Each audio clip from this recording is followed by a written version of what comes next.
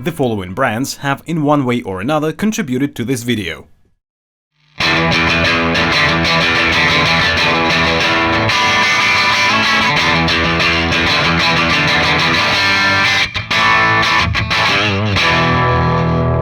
Hello everyone, here is Max, and this is my freshly painted Harley Benton DIY Tele, and a couple of months ago it looked just like this. You could actually see it in a couple of different videos on my channel. It is the same guitar I've put together during the live stream with two other YouTubers some time ago. I've never done a paint job on a guitar with spray cans before, and I thought this could be a perfect candidate for that. And the idea behind it was not only to learn how to do that, but also to make as many mistakes as possible and figure out how many of those may be fixed. So in this video, I'll go through the whole process from the very beginning to the very end.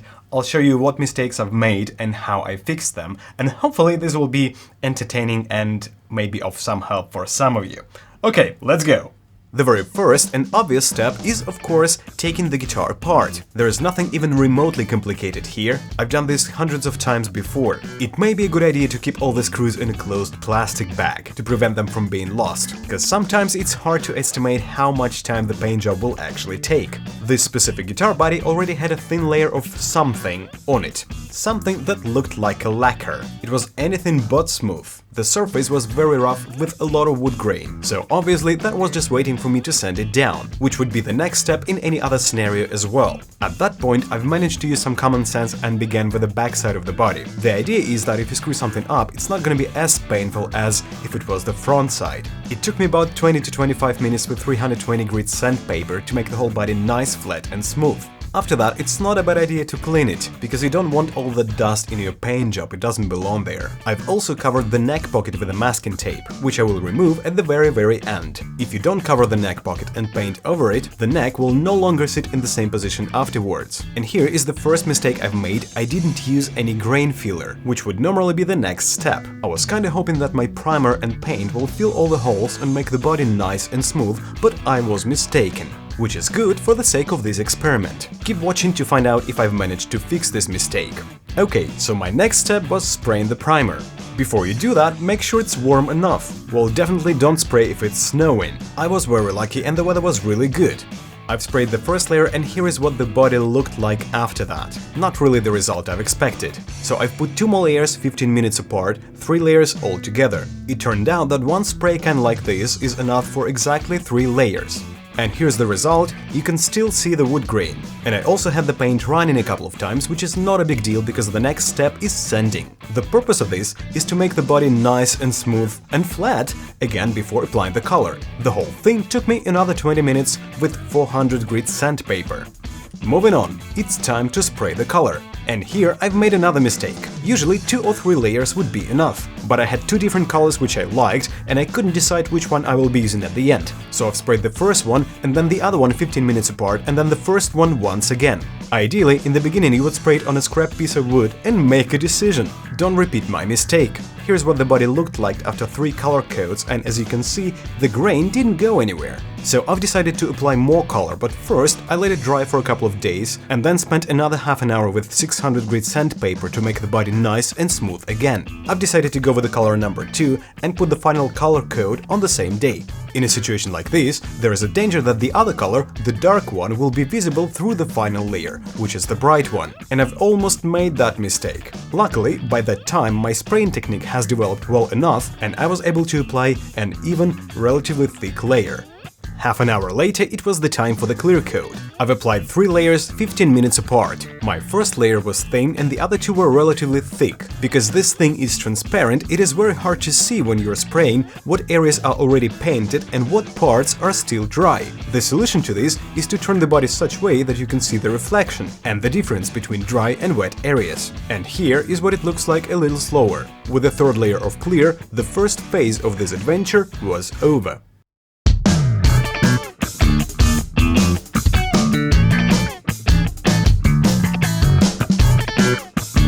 Before applying some more clear coat, I've let the body dry for a week. And then there was another sanding session, which took about 1.5 hours with 600 grit sandpaper. The purpose this time was again to make the surface flat and get rid of imperfections as much as possible. And here is what it looked like at the end of this procedure. There are still some shiny spots and you can see where the wood grain used to be. But don't worry, I still have a chance to fix that. Later that day I've sprayed 2 more layers of clear coat, but the weather was not as good as it was during my first session. It was kinda windy and I ended up having some dust and even insects in my clear coat. Which brings us to the next mistake: don't spray outdoors, or if you do, make sure your paint is protected. After that, I of course tried to fix it while the paint was still wet. And obviously that was another mistake. Never try to fix wet paint. My attempts to do that left some marks, and after I applied the second layer, which was pretty thick, I've simply filled those problematic spots with some more clear. And as you will see later, that paid out pretty well. So here's what I had at the end of this painting session. A very glossy surface, not very flat, with some imperfections and a couple of random things blended into it, but there still was a chance for a happy ending. Okay, let's take a closer look at this. There is some orange peel, of course. But altogether, it looks pretty good already. I could just leave it as it is. This is the spot where I screwed up trying to remove some dust while it was still wet. And then I tried to fix it just by putting some more clear coat on it. And it looks like it worked. There's another one right here. That will all even out when I sand it later on. Here is some dust, here is some dust, here is some more dust. You can see, yeah, it's all under the clear coat. It's kind of glossy, isn't it?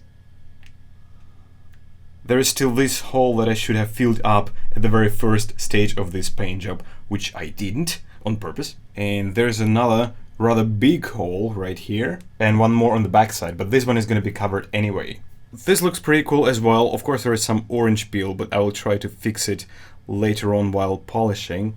And this was another attempt to remove some dust while the finish was still wet. Altogether it looks really good. I was hoping for results like this, but now I know that I can make it look even better than this. It's still not 100% dry, because you can see I can still leave some marks on it. Here we go.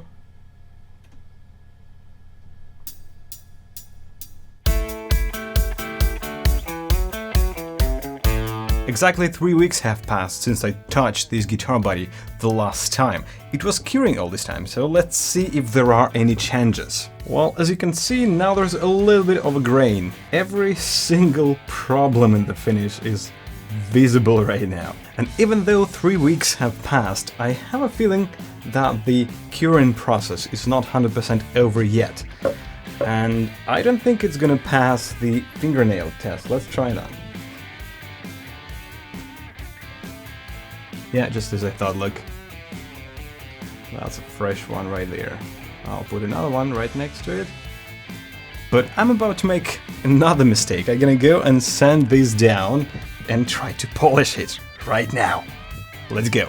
The polishing happened to be, I would say, the most complicated and time-consuming part of this whole process. Because my clear coat was far from perfect, I had to start at 600 grit. And that efficiently flattened all those problematic areas where I screwed up before. This part alone took about 2 hours. At this stage, if you're too optimistic, you may end up burning through your clear coat. And that is extremely easy to do, especially near the edges, because this is where it is thinner than anywhere else. I actually had a couple of spots like that later on in the process. This time I managed to find a rubber sanding block, and as I was switching to a higher grit, I was wet sanding. After 600, it was 1000, 1200, 1500 and 2500. And that was way faster as well. The rest of it took about 45 minutes. I didn't go any higher than 2500 simply because I couldn't find this kind of sandpaper in stores. Even 15 and 2500 I've bought in Poland. And in Germany, this is where I live, anything higher than 1200 simply does not exist. Well, it's a weird country. Here we are after 2500 grit, and it actually looks like an aged finish. Look, it is kind of glossy. And it reflects something, but if you take a very close look, you'll see tiny little scratches here and there. It's really hard for the camera to focus on this surface. The back is still 400 grit, and it doesn't really reflect much, as you can see. But the front starts to shine. For the next step, I will use this, which is some sort of a compound. It's supposed to be, at least. I've never used it before, so I have no idea what is going to happen. But it's supposed to, like, feel in the scratches, just like that. At least that's what it says. We'll see if that's true. Or maybe I'm gonna ruin this one. We'll find out soon enough. As I've mentioned before, the standard stuff like those buffing compounds from Stomach or whatever you guys are using in the rest of the world are not available in Germany. You just cannot go to a store and buy some, so I had to stick with the local stuff I could find in the department store. The problem is though that Germans use weird names for normal things, and most of the times it is impossible to tell what this thing will do before you actually try it. So I've spent some time applying what was supposed to be a compound, and there was some result. As you can see, this time I've decided to experiment with the front side of the body. Very irresponsible and stupid of me, way to go! No, seriously, I should have started with the back, of course. Now that the buffing is over, it looks like this. There is significantly more glass than there was before, but it still looks like a guitar that was heavily used, or shall I say abused, for like 20 years or something. There are still plenty of micro scratches here and there. It's really hard to get that on camera. Okay, now you can see some of those in the reflection. How glossy is this? Oh, wow. Let's check what it's supposed to look like at the end. How glossy this one is. And this one is kinda not there yet. Which means for the next stage, I'll be using this kind of thing, which is supposed to be a polish. I don't know if it's gonna bring the effect that I'm looking for, but let's find out. I've heard from multiple people that using automotive stuff to polish a guitar body may not necessarily be the best idea. But out of curiosity and because of the lack of proper supplies in this country, I've decided to give it a try. And that was a terrible mistake. I was following the instructions precisely until I've noticed a chemical reaction of some sort, maybe with a previous suspicious substance, or maybe with the paint that I used, I don't know. And that looked like white spots and stripes all over the body. I've stopped immediately and tried to get rid of it with a sandpaper, before it burned all the way through my clear and paint. At that point, that probably was the only viable option. I was only hoping that my clear coat was thick enough to survive that operation. After 1500 grit, all the glass was of course gone, and I had to go all the way to 2500 and do the buffing again. Not fun. So research all the supplies you're going to use before applying them, or ideally before even buying them. Somehow I fixed it. And it even looks better than it did before. If you want to take a closer look, let's try that. It's actually not that bad at all. I mean, there are still those micro scratches here and there. But it looks like I cannot really do much about those with the tools I have. So I fixed that thing here. It is now completely flat without any sign of damage. And then there was another one somewhere, I think here, I don't even know where it was, because it's completely gone. There is no sign that something went wrong there. And I think there was another one somewhere here, but it's also gone. So it's like completely flat and nice and beautiful. I really like the result. It could be really worse considering the amount of mistakes I've done here. Everything turned out actually better than I expected. But that was not the end. A couple of days later I finally found this wool pad. Finally, because out of 6 huge stores that I've checked, only one had it, and I live in a freaking capital. That's ridiculous. Of course I couldn't resist making more mistakes, and I tried to polish the finish with a wool pad. And this time I finally used the back side. When it comes to polishing with power tools, there is always a danger of burning through the clear coat. And I've done that more than once at the edges, where it's thinner. This is happening because the wool pad generates a lot of heat, and at some point it gets so hot that the finish melts. I've managed to move quickly from one area to another, but applied a little too much pressure near the edge. And there was it, another ugly looking mistake. So I had to spend some more time with sandpaper to fix it, and that actually worked. I was quite happy with the result and polished the front side as well. Here's what it looks like after I polished the back of the guitar without wool pad. I could only hope for a result like this. It's really glossy. Here's the front. And after this much struggle, I've decided to leave the sides as they are, just matte. Maybe just polish them just a little bit with maybe 1500 or 2500 grit, and that's it, because I'm done with this one. I've also noticed that even if you burn through your clear a little bit, just like I've done here, you can still kind of fix it, partially at least. I know it's really hard to see, but all this area, yeah, now you can see scratches here. Like, yeah, all this area was kind of burned through. And now it's glossy. That is how easy it is to burn through your clear coat, right here. So it is what it is. It's better than I expected, and I'm very happy with it. I'm gonna keep it this way. It looks pretty cool. It's gonna get some scratches. I'm gonna relic it by playing gigs, maybe, with this guitar. Okay, the body is ready, and it looks really, really good. I have glossy front and back, and sides have this matte finish. And meanwhile, I've decided to address this headstock shape. Therefore, I found a PDF file on the internet with different Tele and Strat headstock shapes, and I'm gonna cut this one out, or that one of those, and apply it to this headstock. Okay, this looks about right, and now I'm gonna make another mistake. I'm gonna take a router, which is a very powerful tool, and I'm gonna shape this headstock this way.